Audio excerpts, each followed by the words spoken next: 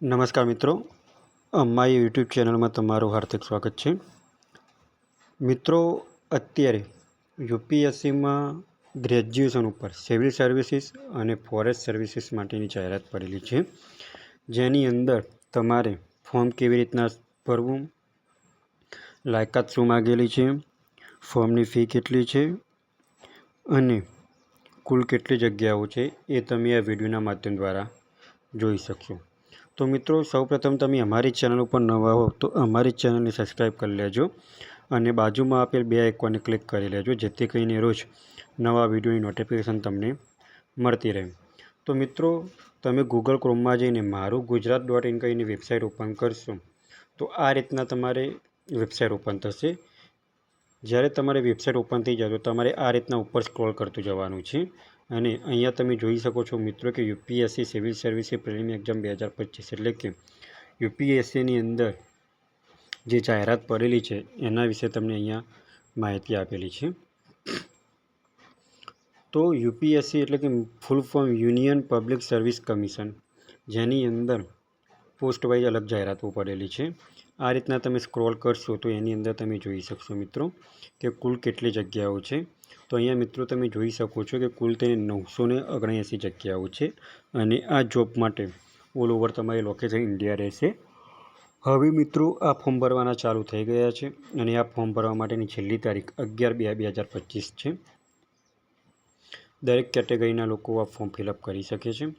હવે અહીંયા તમે મિત્રો જોઈ શકો છો કે ક્વોલિફિકેશન શું માગેલી છે.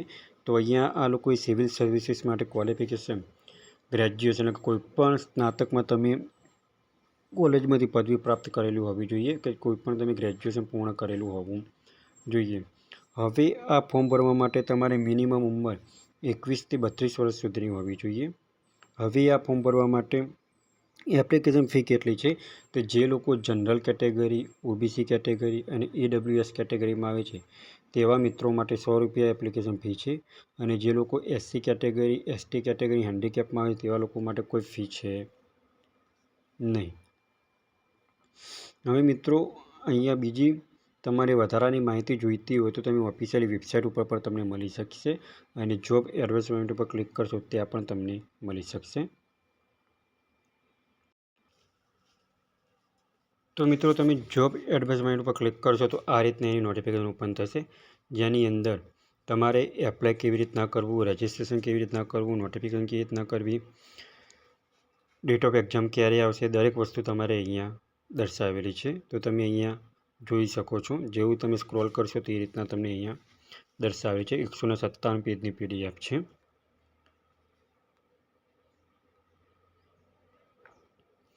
એક્ઝામ સેન્ટર ક્યાં આવશે એ દરેક તમારે અહીંયા દર્શાવેલી છે આપણે. તો તમે એ પીડીએફનો ઉપયોગ કરીને પણ તમે અહીંયા જોઈ શકો છો. હવે મિત્રો, એપ્લાય કેવી રીતના કરવું?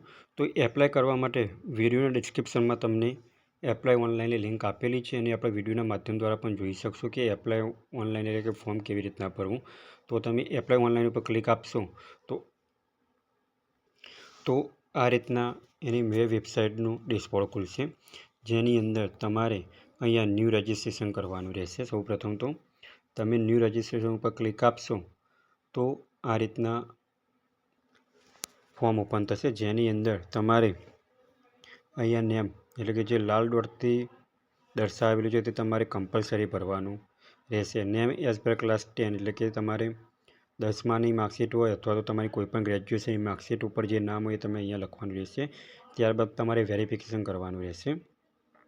જો તમે કોઈ નામ ચેન્જ કરાવેલું હોય તો તમારે યસ ઉપર ક્લિક કરવાનું રહેશે, ના કરેલું હોય તો તમારે નો ઉપર ક્લિક કરવાનું રહેશે અને જેન્ડરમાં તમારે જે ફિમેલ હોય તો ફિમેલ, મેલ હોય તો મેલ એ પણ દર્શાવવાનું રહેશે.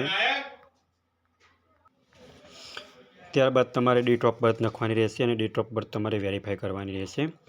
ત્યાર પછી તમારે ફાધરનું નામ અને ફાધરનું નામ તમારે વેરીફાઈ કરવાનું રહેશે. એવી જ રીતે મધરનું નામ કરવાનું છે, મધરનું નામ વેરિફિકેશન કરવાનું રહેશે. ત્યારબાદ તમારે મેરિયલ ટેસ્ટ, તમારો મોબાઈલ નંબર, ઈમેલ આઈડી અને અહીંયા એક ક્વેશ્ચન પૂછેલું છે. તમારે જે ક્વેશ્ચન તમને અનુકૂળ આવે એ ક્વેશ્ચન ઉપર તમારે ક્લિક કરીને એનો આન્સર આપવાનો છે. ત્યારબાદ તમારે કેપ્ચર કોડ નાખીને સબમિટ આપવાનું છે. જેવું તમે સબમિટ આપશો એટલે તમારા મોબાઈલની અંદર ટેક્સ્ટ મેસેજની અંદર તમારે વન ટાઈમ રજિસ્ટ્રેશન આવી જશે.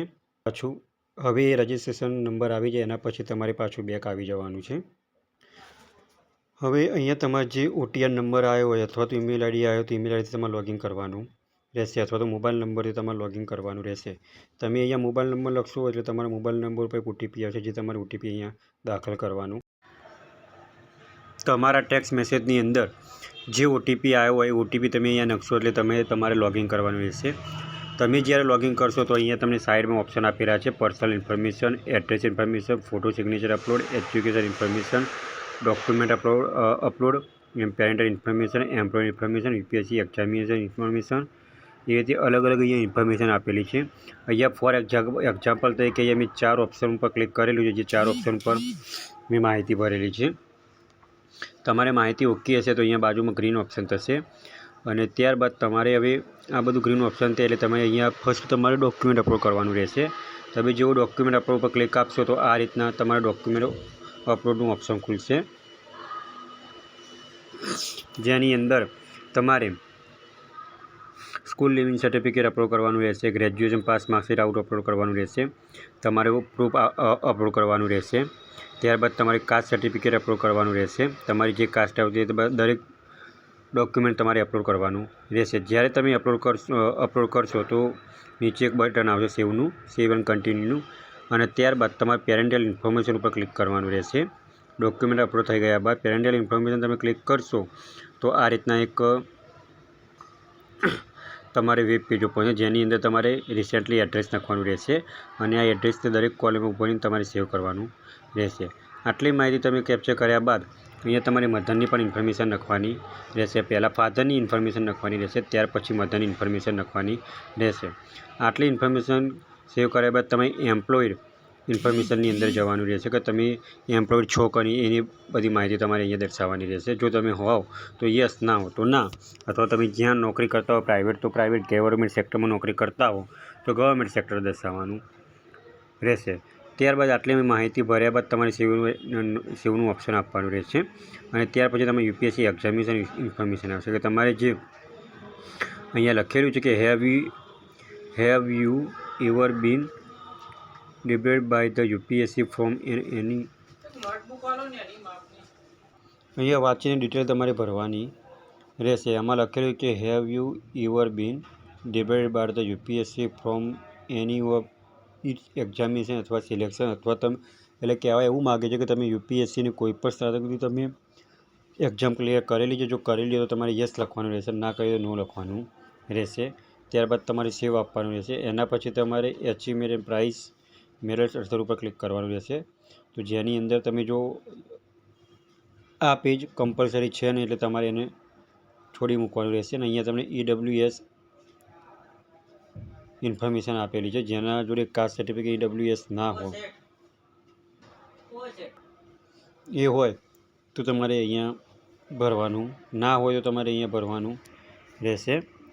જે પ્રોસેસ કેવી રીતના કરવી એ બધી માહિતી તમને અહીંયા આપેલી છે મિત્રો. તો મિત્રો જે મિત્રોએ ગ્રેજ્યુએશન પૂર્ણ કરેલું છે, જે લોકો UPSC એટલે કે civil services exam, forest services exam આપવા માગતા હોય તેવા મિત્રોને આ વિડીયો આગળ શેર કરો અને રોજ ગવર્મેન્ટ જોબને લગતા વિડીયો અને ટેકનિકલના વિડીયો જોવા માટે અમારી ચેનલને સબસ્ક્રાઈબ કરતા રહો. જો મિત્રો તમને આ વિડીયો ગમ્યો હોય તો લાઇક કરજો, શેર કરજો અને સબસ્ક્રાઈબ કરજો. Thanks for watching the video.